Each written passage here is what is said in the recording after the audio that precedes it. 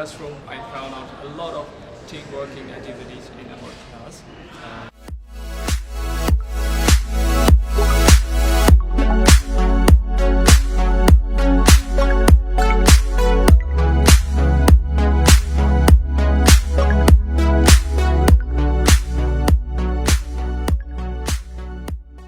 After 1 year I'm studying in VGU, I think my class in GPEM 2016 is really a family.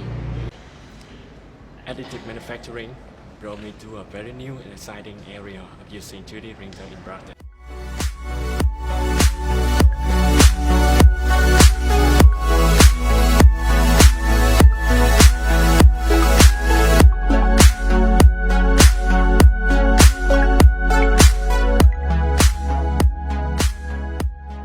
It is very enjoyable when I attend. Then what I like about our teacher, our lecturer, is he really, taught us like real coach in